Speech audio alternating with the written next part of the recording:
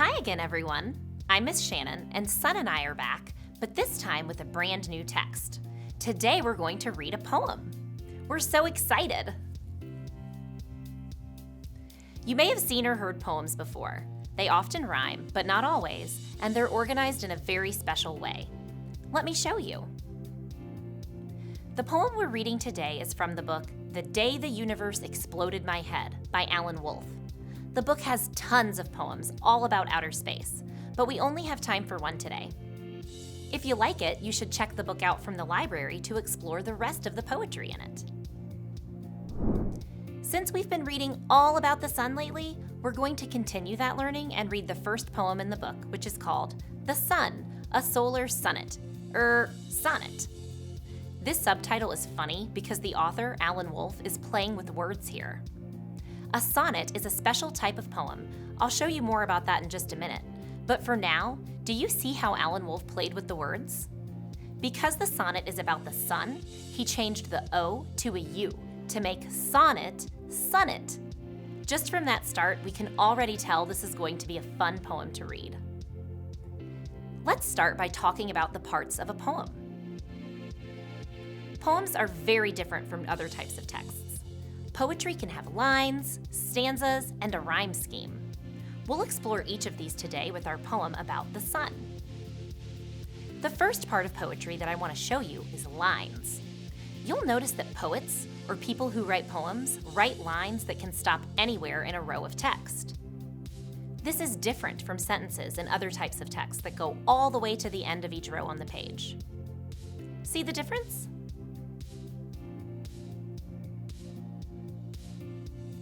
When a line is finished, the poet goes down to the next row to start a new line, even if there's space left to write in the row. This is different from sentences we see in other types of texts. When we're writing a paragraph, if a sentence ends and there's still room to write more on a line, you just start the sentence on the same row. But in poetry, lines are important because they affect the speed and rhythm of the poem, or how it sounds when it's read aloud. If we count the lines in this poem that we'll be reading today, we see there are 14. Count with me. 1, 2, 3, 4, 5, 6, 7, 8, 9, 10, 11, 12, 13, 14. Because this is a special type of poem called a sonnet, you'll notice that each line has 10 syllables. We don't have time right now to count the syllables in every line, so let's just do one. You can count the rest later on your own if you'd like. Watch me read the first line, and you can help me count the syllables. Born 4.5 billion years ago. See? 10. The other thing I want you to know about poetry is that the lines are organized in groups called stanzas. If we look at this poem, we can see the groups of lines together that form the stanzas. See? There's space between each one. Here's the first stanza. And the second. Keep counting. How many are there all together? Yes, there are 1, 2, 3, 4 stanzas. Great job! It's kind of interesting to notice here that all of the stanzas have 4 lines, except for the last one. It only has 2. That's another characteristic of this particular type of poem, a sonnet. Another thing to think about with poetry is the rhyme scheme. Not all poems rhyme, but many do. The ones that do have rhyming words can be studied closely to figure out their rhyme scheme. A poem's rhyme scheme lets us know which words rhyme. We use letters to label it. Watch me do the first stanza and then you can help me. To do this, we only need to look at the last word in each line. The last word in the first line is ago, and I'll label it with the letter A. The last word of the second line is mass. Mass doesn't rhyme with ago, so I can't label that one with A. It needs a different letter. We just go in ABC order, so I'll label this one B. The last word in the third line is nose. no rhymes with ago, which was what we labeled A. Since they rhyme, this one is labeled A also. So you see that you use the same letters for rhyming words and new letters for ones that don't have a rhyme yet. So we figured out the rhyme scheme for the first 3 lines in this stanza is A, B, A. Let's do the last one. The last word in line 4 is grasp. It nearly rhymes with mass, which we labeled B in line 2. When we say those words aloud, mass and grasp, they are what is called a slant rhyme, meaning they sound similar and close enough to label with the same letter in our poetry rhyme scheme. So I'll label that one as B also. Now you do the second stanza. The end of the first line is start. That doesn't rhyme with any words we found at the end of each line in the first stanza, so we need a new letter. Which letter should we use? Yes, C. The next line says atmosphere. How should we label it?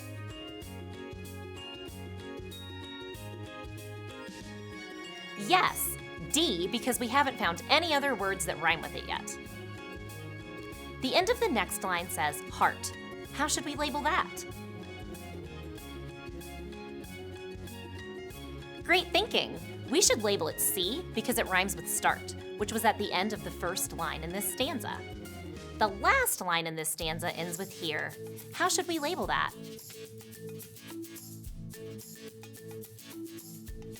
Here rhymes with atmosphere from line 2 in this stanza, so we'll label it D. If you kept going like this through the rest of the poem, you could label the rhyme scheme of the entire thing. So now we know about important parts of poetry. Poetry can have lines, stanzas, and rhyme scheme. We learned that our poem has 14 lines, 4 stanzas, and we labeled the rhyme scheme in the first 2 stanzas. Before we read our poem, remember that it's a special type called a sonnet. As a sonnet, this poem has 4 stanzas. The first 3 stanzas have 4 lines, and the last one has 2. Altogether, it has 14 lines, and each line has 10 syllables. When we look at our rhyme scheme so far, it looks like every other line rhymes. Pay attention as we read the rest of the poem to see if that rhyme scheme carries throughout the whole text. Now that we know how the poem is organized, it will make more sense as we read.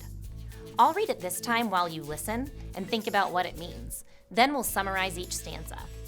Summarizing after you read chunks of text is a great way to check your understanding. All right, let's get started with stanza 1. Remember that you are listening and thinking about what the poem is saying. Born 4.5 billion years ago, I'm 99.8% the mass of everything the solar system knows. My gravity holds all within its grasp.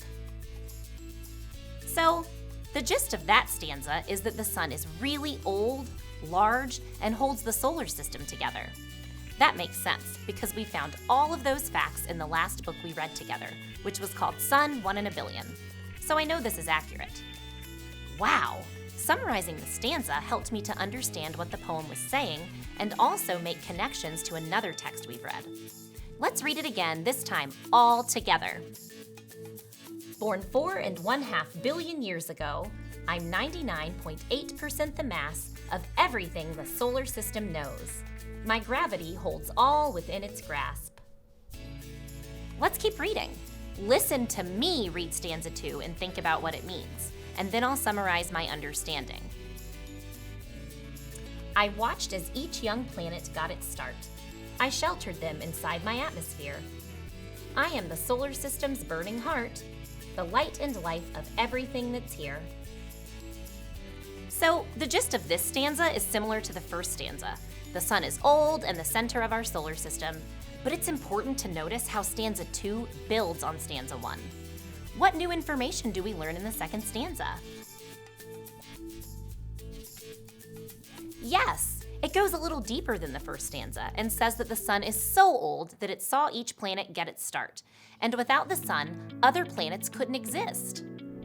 This time when I summarized my understanding of stanza 2, I asked myself questions that helped me make connections to other parts of this text. Let's read stanza 2 again, this time all together. I watched as each young planet got its start. I sheltered them inside my atmosphere. I am the solar system's burning heart, the light and life of everything that's here. Let's go on to stanzas 3 and 4. As I read, I want you to think about how they build on the first 2 stanzas that we already read. What new information do they give us? I lit the fires that made you what you are. When times were dark, I rose above it all. Next time you want to wish upon a star, you need not even wait for night to fall. The simple truth may come as a surprise. The closest star is right before your eyes. So, what new information did you hear? What I heard is, in the second stanza, the sun said that the planets couldn't exist without it, and it takes this even deeper in the third stanza and says we wouldn't be alive without it. See? It says, I lit the fires that made you what you are. Alan Wolfe wants to make sure that we know the sun is actually a star. The last stanza is really interesting because it's pretty neat that the thing that keeps the solar system together and us alive is actually a star. We don't usually think about stars in this way. We usually think about wishing on stars or shooting stars, not the sun.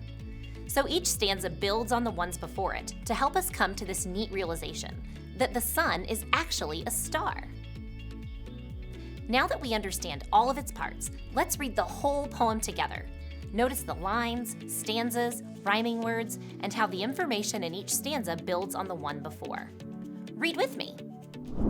The sun, a solar sonnet, sonnet. Born 4.5 billion years ago, I'm 99.8% the mass of everything the solar system knows.